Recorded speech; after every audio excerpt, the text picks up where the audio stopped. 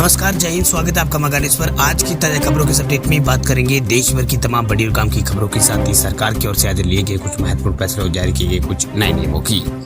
तो बुलेटिन की शुरुआत करते हैं पहली खबर से। तो चुनाव लड़ने की उम्र घटाने पर विचार कर रही है सरकार। कांग्रेस समेत कई पार्टियां हैं पक्ष में। देश की 65% युवा आबादी को ध्यान में रखते हुए केंद्र सरकार लोकसभा में विधानसभा चुनाव में प्रत्याशी की आयु सीमा घटाने पर विचार कर रही है। कई राजनीतिक दल भी इसके पक्ष में है। वह ये दल तक दे रहे हैं कि अगर नगर निगम परिषद में चुनाव लड़ने के लिए उम्र 21 साल है तो फिर विधानसभा और लोकसभा में ये उम्र 25 साल की होनी चाहिए। वह यही नहीं, अगर 18 साल की उम्र में युवा वोट डालकर सरकार चुन सकते हैं तो सरकार में क्यों शामिल नहीं हो सकते हैं। वह इसमें यहाँ पर रोलदा और इसके अलावा PIRP राष्ट्रीय जनता दल और BJD और इसके अलावा शिवसेना उद्धव गुट समेत कुछ दल आयु सीमा घटाने के पक्ष में हैं। वही भाजपा कांग्रेस के कई सांसद भी चाहते हैं कि आयु सीमा घटाने का वक्त आ चुका है। वह सूत्रों का कहना है कि केंद्र सरकार इस बारे में गंभीरता से मंथन जो है वो शुरू कर चुकी है। वही भारत युवाओं का देश है, लेकिन सरकार का मानना है कि 2030 के बाद देश के लोगों की औसत उम्र यहाँ पर बढ़नी शुरू हो जाएगी। इसलिए अगले 7 से 8 साल ऐसे हैं जिनमें ज़्यादा से ज़्यादा युवाओं को जनप्रतिनिधि के रूप में सांसद या फिर विधानसभा में यहाँ पर संसद या फिर विधानसभा में पहुँचने का मौका मिल सकता है। बात करते हैं अगली खबर की। तो PF खाताधारकों के लिए सरकार ने किया है बड़ा ऐलान। EPFO खाताधारकों के लिए बहुत ही अच्छी खबर। दरअसल सरकार ने EPF खाताधारकों के लिए बड़ा ऐलान किया। दरअसल सरकार ने EPFO सब्सक्राइबर्स को जल्द से जल्द उनके क्लेम दिलाने के लिए नया और बड़ा आदेश जारी किया है।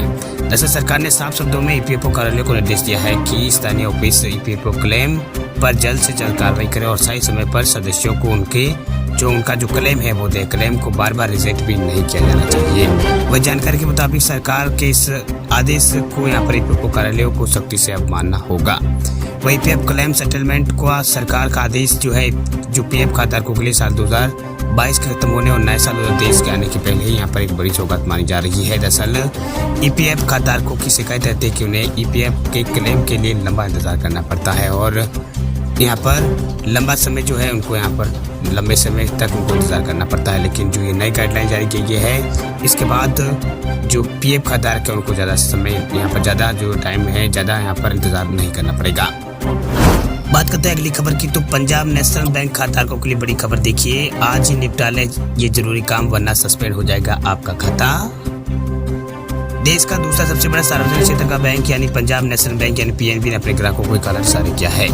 अगर आपका भी PNB में खाता है तो आपके लिए बहुत ही जरूरी खबर है। दरअसल आज यानी 12 दिसंबर 2022 तक आज अपना एक जो काम है जरूर से निपटा लें वरना जो आपका खाता है वो सस्पेंड कर दिया जाएगा। दरअसल बात यह है कि PNB ने अपने सभी ग्राहकों को ये अलर्ट जारी किया है कि वे अपने खाते में जो KYC है उसे जरूर करा लें। इस काम को निपटाने की जो बैंक की जो लास्ट डेडलाइन है वो आज की है, 12 दिसंबर 2022 की है। अगर आपने आज ये काम नहीं निपटाया तो आपका जो अकाउंट है बैंक जो है वो डीएक्टिवेट कर देगा।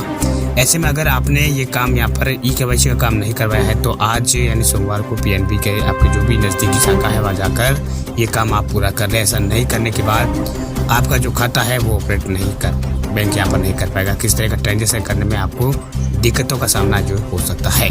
भाई आज का दिन ही आपके लिए लास्ट है। अगर आपने PNB अगर आपका खाता और आपने KYC नहीं कराया है तो जल्द से जल्द करवा लें। बात करते हैं अगली खबर की। तो उत्तर प्रदेश के लोगों को लगेगा महंगाई का झटका। नगरीय निकाय चुनाव के बाद यूपी में महंगी होगी बिजली। दिसंबर जनवरी में नगरीय निकाय चुनाव होने के बाद बिजली महंगी करने की कावियात अब यूपी में शुरू होगी।